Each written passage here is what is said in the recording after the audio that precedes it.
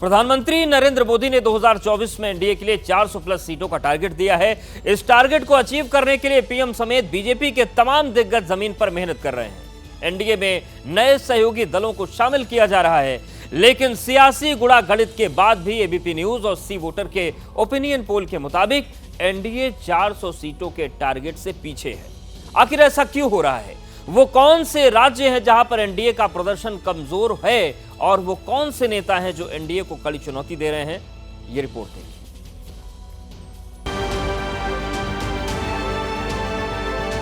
अब की बार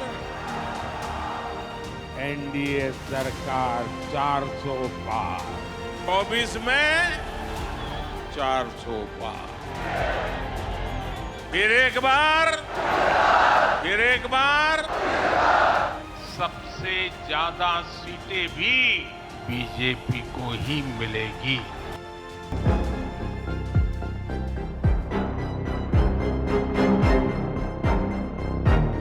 अभी चुनाव रणभेरी नहीं बची है, लेकिन पीएम मोदी को जीत का पक्का यकीन है। यकीन इतना है कि पीएम मोदी ने अपने तीसरे कार्यकाल का रोड मैप तैयार कर लिया है। तीसरे टर्म में दुनिया की पहली 3 इकोनॉमीज में एक नाम भारत का होगा। यानी तीसरे टर्म में पहली 3 इकोनॉमी में गर्व के साथ हिंदुस्तान खड़ा होगा। दोस्तों, एबीपी न्यूज और सी वोटर का ओपिनियन पोल बता रहा है कि देश में फिर एनडीए की सरकार बन रही है, लेकिन ओपिनियन पोल ये भी बता रहा है कि उत्तर से दक्षिण तक पहुंचते पहुंचते बीजेपी की लहर कमजोर पड़ रही है। ओपिनियन पोल के मुताबिक तमिलनाडु, केरल, तेलंगाना जैसे राज्यों में बीजेपी जहां थी वहीं है। यानी तमिलनाडु और केरल में बीजेपी का खाता नहीं खुलने वाला है। वहीं तेलंगाना में बीजेपी को उतनी ही सीटें मिल रही हैं जितनी 2019 में मिली थी। दक्षिण के राज्यों में हाल आपको बताएंगे, लेकिन पहले राज्यों का हाल जानते हैं जहां एबीपी न्यूज और सी वोटर के ओपिनियन पोल के मुताबिक बीजेपी और एनडीए गठबंधन की सीटें घट रही हैं।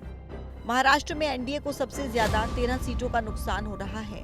बिहार में नीतीश की वापसी के बाद भी एनडीए को 7 सीटों का नुकसान हो रहा है। पंजाब में 3 सीटें कम हो रही हैं। कर्नाटक में बीजेपी को 3 सीटों का नुकसान हो रहा है। हरियाणा में बीजेपी को 2 सीटों का नुकसान हो रहा है। यानी इन राज्यों में कुल मिलाकर बीजेपी और एनडीए को 28 सीटों का नुकसान हो रहा है। पीएम मोदी लगातार दक्षिण भारत का दौरा कर रहे हैं। पीएम आज भी दक्षिण भारत में है। बीजेपी का पूरा जोर दक्षिण भारत में नए सहयोगी बनाने और सीटें जीतने पर है। बावजूद इसके एबीपी न्यूज और सी वोटर के ओपिनियन पोल में दक्षिण भारत में बीजेपी को बड़ा फायदा होता नहीं दिख रहा है। एबीपी न्यूज और सी वोटर के ओपिनियन पोल के मुताबिक तेलंगाना में बीजेपी को 2019 के बराबर सीट मिल रही है। केरल में दिग्गजों को मैदान में उतारने के बाद भी 2024 में बीजेपी का खाता नहीं खुल रहा है। तमिलनाडु में भी 2019 की तरह 2024 में भी बीजेपी खाली हाथ नजर आ रही है। हालांकि पीएम मोदी लगातार दक्षिण भारत को मथ रहे हैं। बीजेपी को उम्मीद है कि इससे उसे फायदा हो सकता है। मैं तमिलनाडु की धरती पर बहुत बड़े परिवर्तन की आहट देख रहा हूं। तमिलनाडु में बीजेपी का प्रदर्शन इस बार डीएमके और कांग्रेस के इंडी अलायंस का सारा घमंड तोड़ करके रख देगा। पीएम मोदी के चेहरे और अपनी रणनीति के भरोसे बीजेपी 2024 में 400 प्लस सीटों की उम्मीद लगाए हुए है, लेकिन उत्तर से दक्षिण तक कुछ राज्य और चंद चेहरे ऐसे हैं जो बीजेपी और एनडीए को कड़ी टक्कर दे रहे हैं।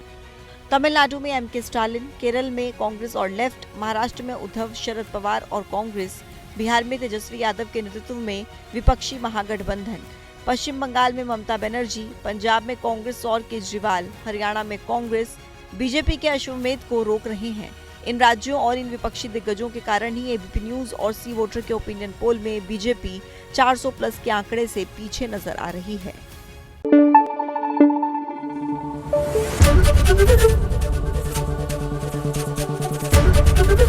एबीपी न्यूज आपको रखे आगे।